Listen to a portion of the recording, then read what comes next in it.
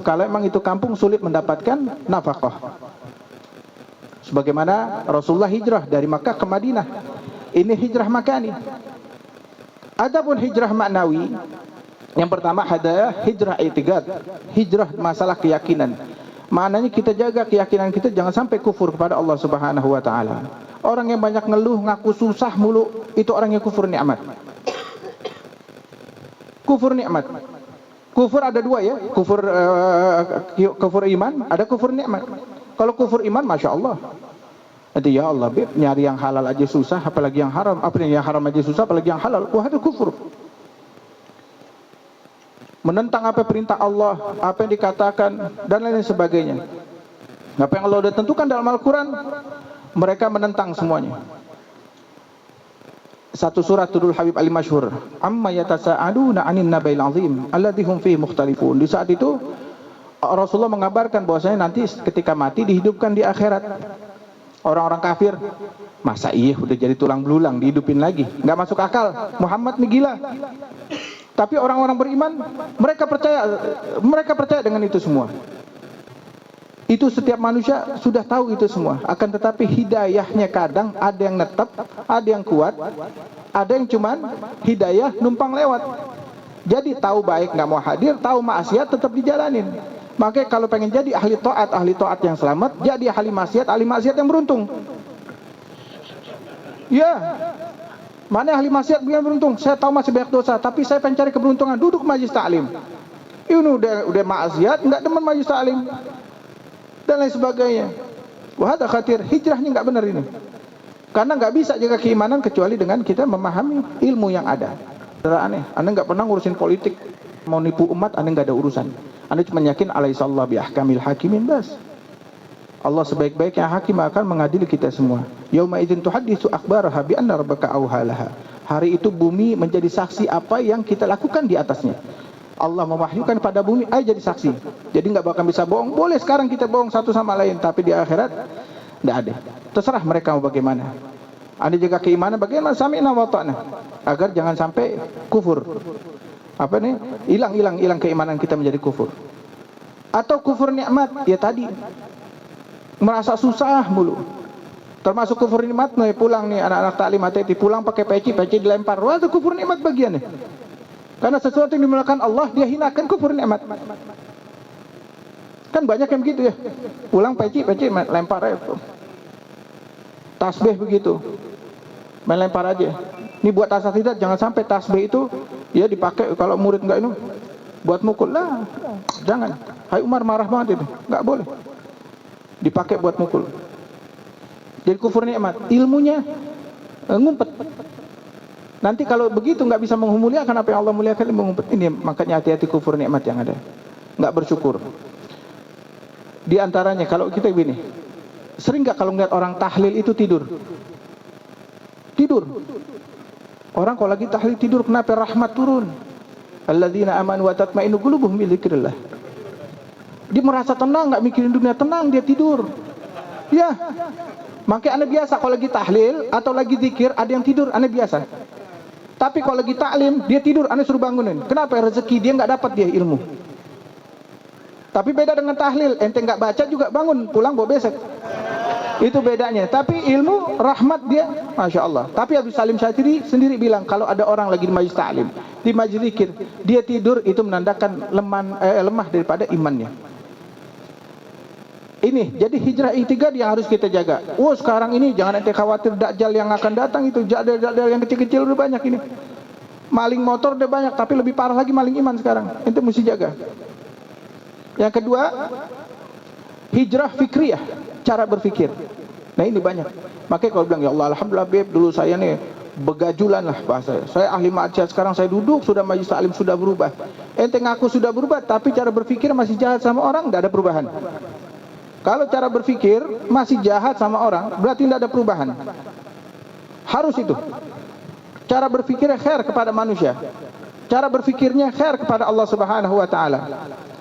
Jadi kalau cara berpikir sudah baik kepada manusia, insya Allah di perubahannya, hijrahnya udah dapat dua ini.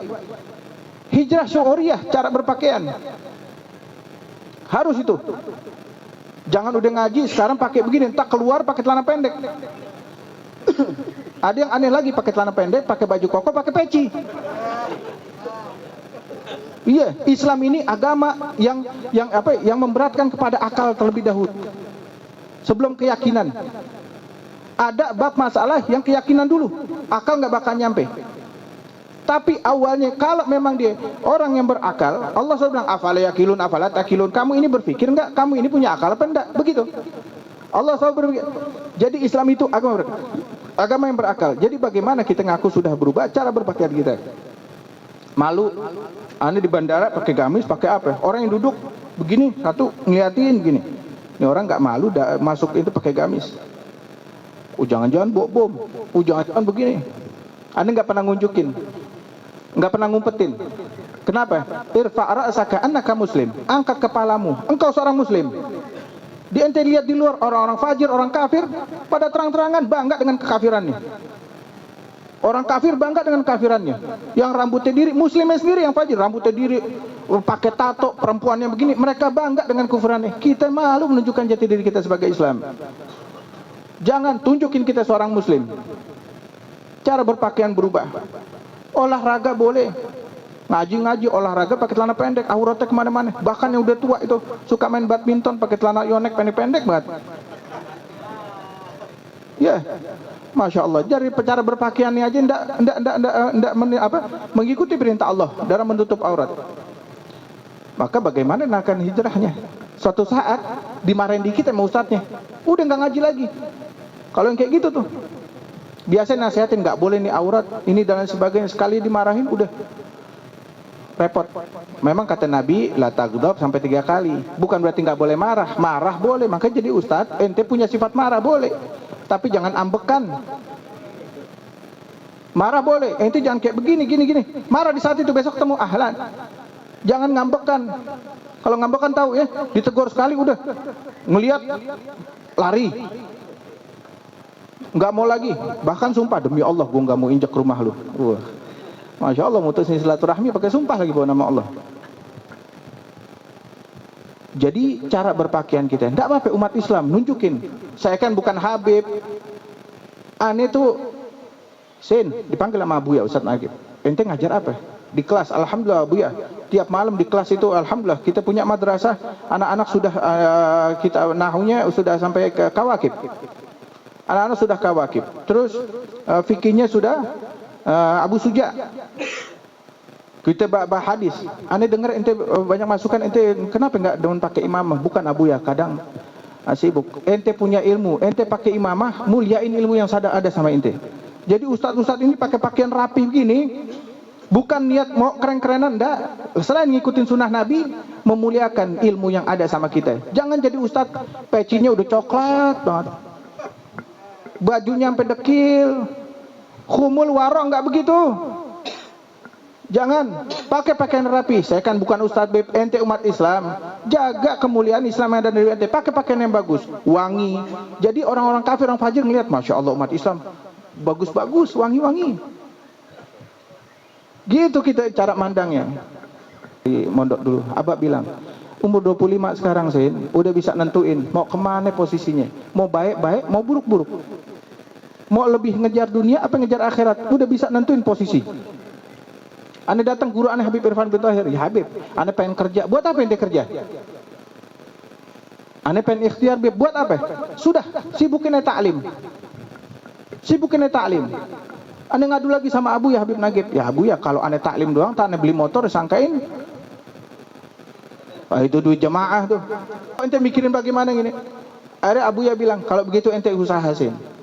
Ustadz Nagib nggak demen kalau muridnya itu cuman ngandelin taklim adalah usaha. Ada mulai pelan-pelan usaha, tapi nggak ninggalin majelis. Ada ini orang yang ninggalin majelis, sibuk. Kenapa nggak ngaji? Pusing saat lagi perlu duit, makanya anda pengen kaya dulu nanti baru ngaji lagi. Nggak bakalan nyampe. Ente tentuin posisi. Sekarang kalau mau jadi baik-baik sekalian, nggak mau setengah-setengah, khuruj. Kalau ente duduk majelis taklim, niatnya mau ngejar akhirat, dia kejar akhirat. Dunia ini cuman wasilah aja. Jadi jangan pernah ada kata kemana keluar nyari duit. Duit nggak kelihatan, anginnya nggak kelihatan, bahlul. Anu mau kemana keluar nyari angin. Ngapain nyari angin? Angin kelihatan nggak? Bentuknya ada. Tapi ada bisa dirasakan. Ini makhluknya Allah. Bagaimana Allahnya? Jadi bukan tugas kita nyari rezeki, tapi jemput rezeki. Jadi dengan kita duduk majelis ta'lim, kita ditentuin posisi kita untuk akhirat. Gitu kan ya. Nanti dunia Allah yang tolong. Karena kita husnudzon kepada Allah Subhanahu wa taala, ya Allah enggak bakal membiarkan satu hambanya. Mau dia muslim, mau dia kafir, pasti sudah ditentukan rezekinya. Tinggal kita tawakal kepada Allah Subhanahu wa taala, biar apa yang rezeki hisi wa ma'nawi itu kita dapatkan. Makanya kalau ente suruh doa, ini enggak bisa doa, ente doa mau makan aja. Rabbana atina fid dunya hasanah fil akhirati hasanah wa qina adzabannar. Doa mau makan. Itu maknanya Allahumma barik lana. Ya Allah, berikan keberkahan pada kami. Fima razaqtana, apa yang kau rezekikan kepada kami. Wa qina adzabannar, dan lindungilah kami daripada api neraka dengan rezeki yang Allah berikan kepada kita. Rezeki bukan cuma duit. Teman yang baik itu semua rezeki. Jadi doa itu pun doa mau makan, sudah itu mencukupi. Jangan doa mau masuk, ente baca, bingung.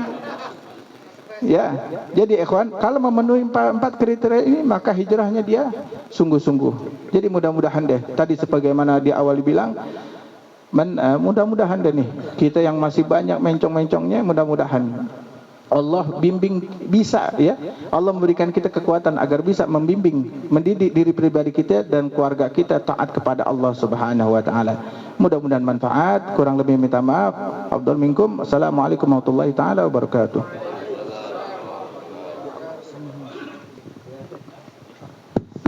Terima kasih kami ucapkan kepada Habib Hasan bin Muhammad As-Segaf.